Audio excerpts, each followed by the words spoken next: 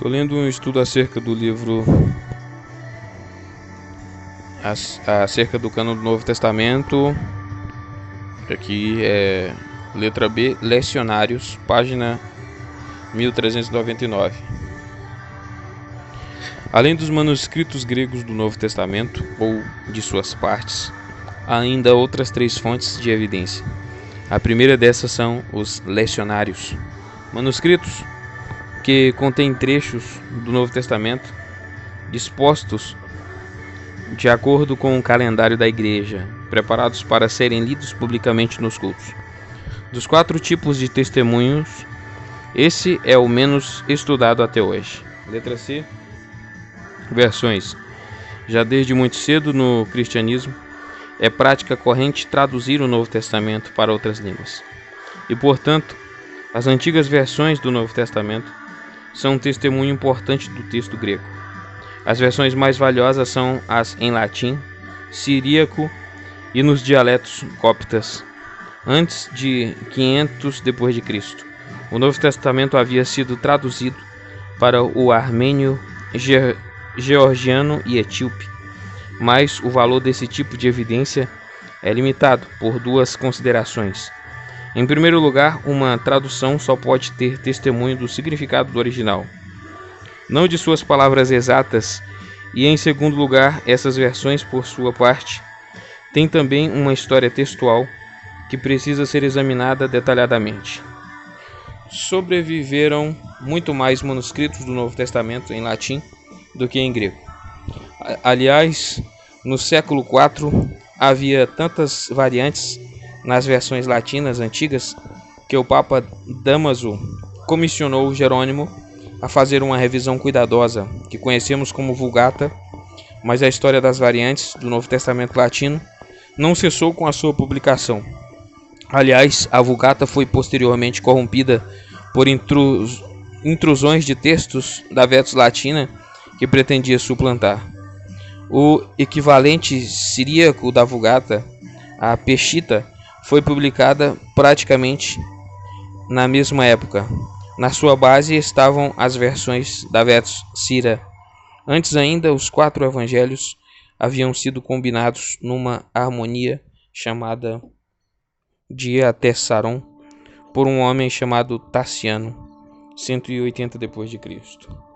Infelizmente, nenhuma cópia dele sobreviveu, a não ser em traduções, mas parece ter influenciado o texto posterior dos evangelhos em siríaco e também os textos dos evangelhos em outras línguas também. Letra D. Citações patrísticas. Os antigos pais da Igreja citavam as Escrituras com frequência e assim dão testemunho do texto que conheciam, mas enfrentamos um novo problema aqui. Não temos como saber quando estavam citando precisamente quando estavam citando. Talvez não precisamente de memória ou quando estavam eles mesmos melhorando o texto. Além disso, esses escritos também têm a sua própria história textual, visto que foram copiados repetidas vezes e visto que nem todos os pais da Igreja escreviam em grego. O fato da tradução é novamente um problema. O valor especial da evidência patrística é que sabemos exatamente onde e quando os pais viveram. O conhecimento do local, como também da data, pode ser útil. Variantes textuais. Pode-se perguntar com razão por que deveria haver tantas variantes textuais nos manuscritos. A primeira razão é simplesmente que, até que a impressão fosse inventada, um número de variações entre um manuscrito e outro iria ocorrer, independentemente de quão cuidadosos fossem os escribas. Todos os documentos antigos que passaram de mão em mão demonstram as dificuldades de tal transmissão. Essas mudanças acidentais, erros de soletração, erros de leitura, omissões e repetições, podem em geral ser facilmente identificadas e corrigidas por estudiosos especializados no assunto. No entanto, no Novo Testamento, variações em número muito maior foram intencionalmente introduzidas por escribas que pensaram, nem sempre sem justificativa, que deveriam corrigir o que encontravam em forma escrita diante de si. Essas alterações tinham o propósito de melhorar a gramática, o sentido ou a teologia. Outro tipo de melhoria, às vezes feita inconscientemente, foi a assimilação de textos semelhantes ou paralelos. Assim, um copista bem familiarizado com o Evangelho de Mateus introduzia com frequência formas e expressões típicas de Mateus no Evangelho de Marcos. Às vezes os escribas faziam acréscimos consideráveis ao texto.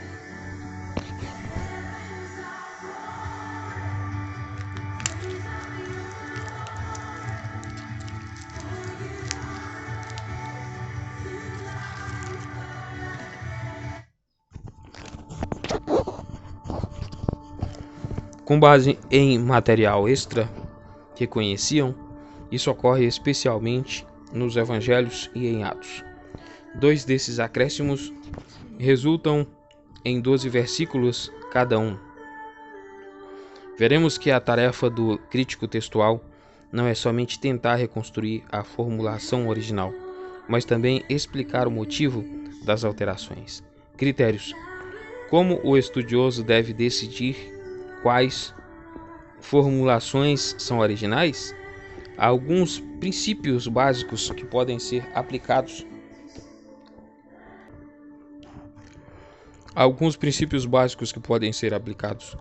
Em primeiro lugar, é fato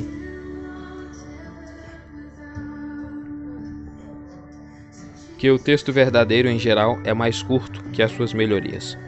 Visto que os escribas eram propensos a expandir o texto no esforço de esclarecê-lo. Em segundo lugar, com frequência é verdade que a formulação original é a que à primeira vista parece a menos provável, pois declarações difíceis e improváveis eram exatamente as que precisavam de alterações e emendas.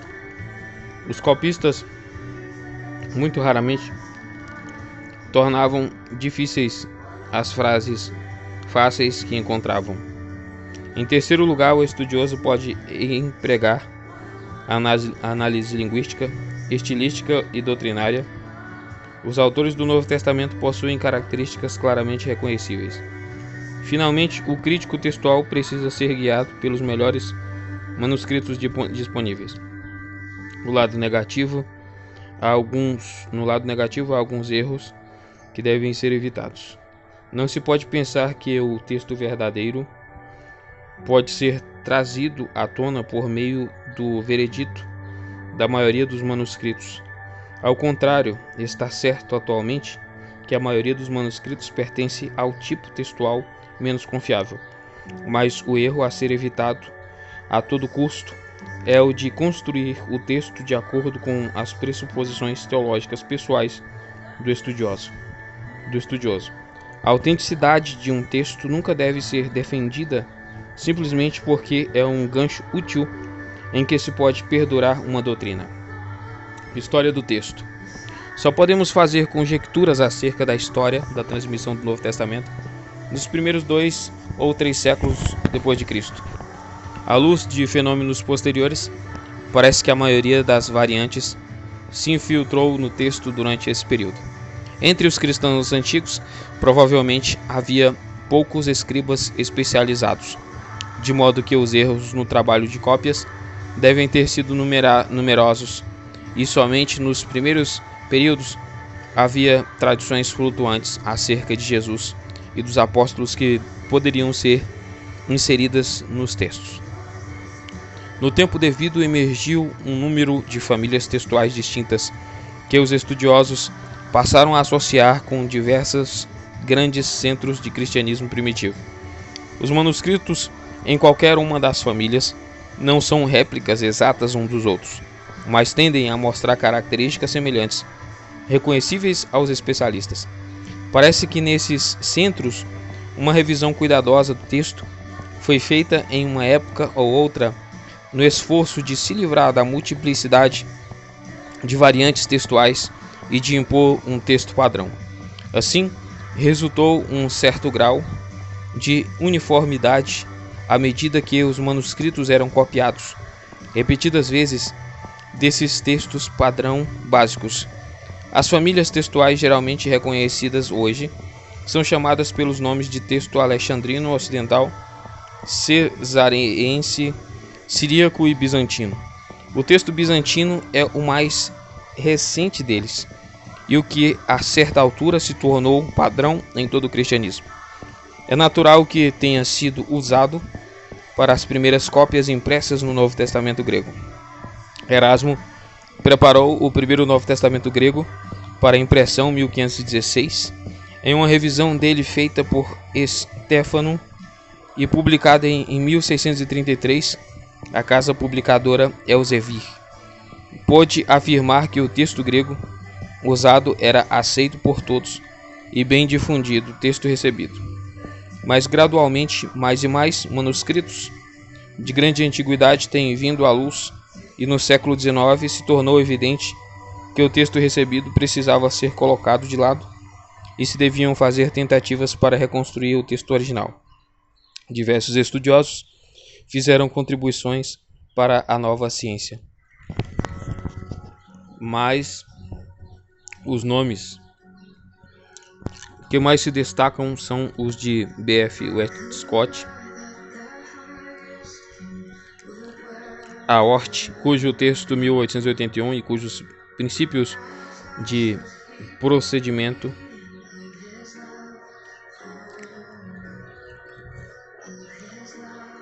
permaneceram fundamentais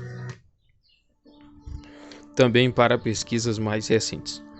As famílias textuais, ao deixarem de lado o texto bizantino, Westcott e Hort tiveram de escolher entre as famílias textuais alexandrina e ocidental, o texto cesareense e o siríaco só foram diferenciados do texto ocidental no século XX. Os manuscritos ocidentais são caracterizados por frequentes acréscimos e interpolações que Westcott e Hort decidiram que dificilmente podiam ser provenientes do texto original. Assim, trataram o texto alexandrino, especialmente os códices Vaticano e Sinaítico, ambos datando do início do século IV, como superior. Chamaram esse texto de neutro, mas hoje está claro que esse era um texto revisado, tanto quanto qualquer outro. Papiros encontrados em 1930 antedatam as revisões. Provavelmente nada disso ocorreu muito antes de 300 d.C., o que resultou nas diversas famílias e suas afinidades estão claramente misturadas. Hoje, portanto, os experts textuais não se apoiam principalmente em nenhuma família textual única, mas usam os melhores manuscritos individuais disponíveis e aplicam todos os critérios adequados a cada variante textual individual. Às vezes, até mesmo variantes do texto bizantino são aceitas como formulação original. Conclusão: muita pesquisa ainda precisa ser feita no campo da crítica textual do Novo Testamento. Consideráveis incertezas acerca da formulação exata permanecem em diversos casos.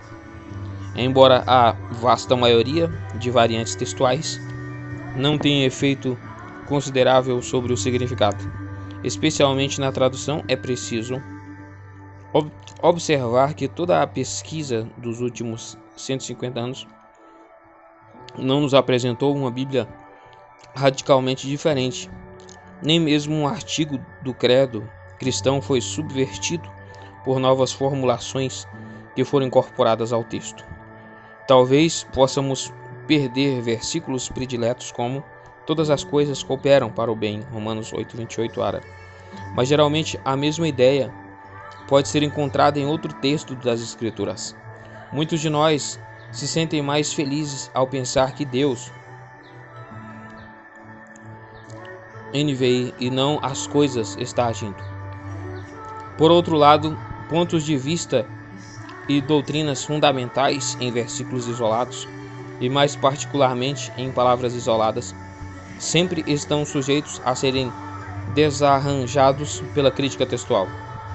As pessoas que valorizam a palavra de Deus devem ser gratas àqueles estudiosos que tão diligentemente se esforçaram em conhecer e mostrar as exatas palavras das Escrituras como foram escritas originariamente, e sempre precisamos estar dispostos a aceitar os fatos que eles trazem à tona e colocam diante de nós, às vezes por meio de traduções atualizadas da Bíblia. Apêndice A. Alguns exemplos de formulações baseadas em variantes textuais, comparando algumas versões ARC e NVI. Notas de rodapé dessa versão. Letra A, Mateus 6,13 e Lucas 11,4. A última frase da oração do Pai Nosso, como a conhecemos, derivada de 1 Crônicas 29,11, foi evidentemente um acréscimo litúrgico em Mateus. Ela só se fundamenta com apoio nos textos cesareense e bizantino. A versão de Lucas originariamente terminava em tentação, mas alguns manuscritos ocidentais e cesareenses harmonizaram o texto com o de Mateus. Letra B, Marcos 16, 9 ao 20. Esta seção é omitida pelas principais autoridades alexandrinas. É incluída pelo texto cesareense, enquanto os manuscritos siríacos e ocidentais estão divididos. O estilo não é o de Marcos, e não há razão para que, se genuína, fosse omitida por tantos manuscritos. Ela deve ter sido um resumo muito precoce e de fato valioso, mas independente das aparições de ressurreição posteriormente acrescentado ao registro de Marcos. Letra C, João 5,4. Esse versículo é omitido pelo papiro Bodmer, pelos manuscritos alexandrinos e pelos principais manuscritos ocidentais. É claramente uma interpolação designada como base para a observação do paralítico no versículo 7. Se a frase acrescentada registra fato ou superstição, é uma questão fora do escopo da crítica textual.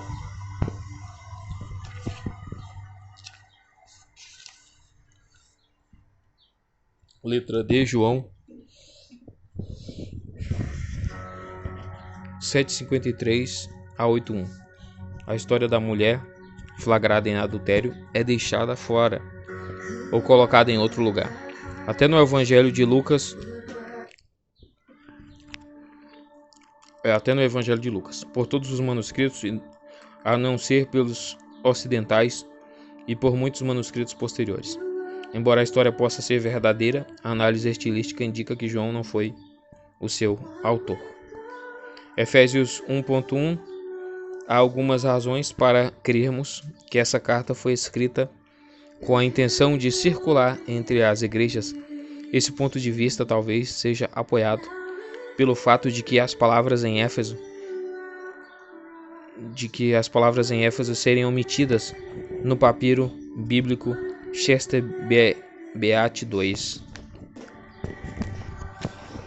P46 e nos principais manuscritos alexandrinos.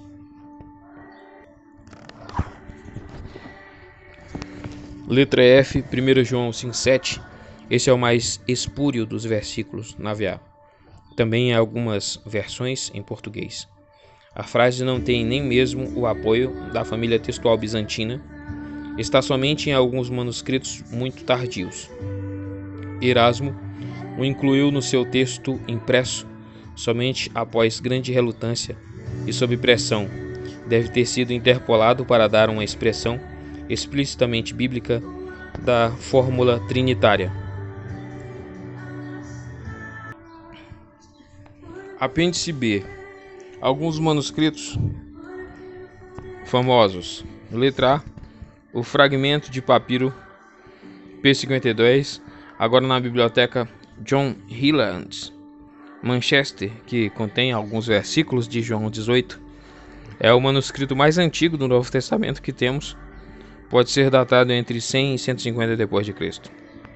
Letra B, um papiro muito valioso, Bodmer II, P66, agora em Genebra, Só foi publicado em 1956-58. Contém o Evangelho de João, mas com lacunas.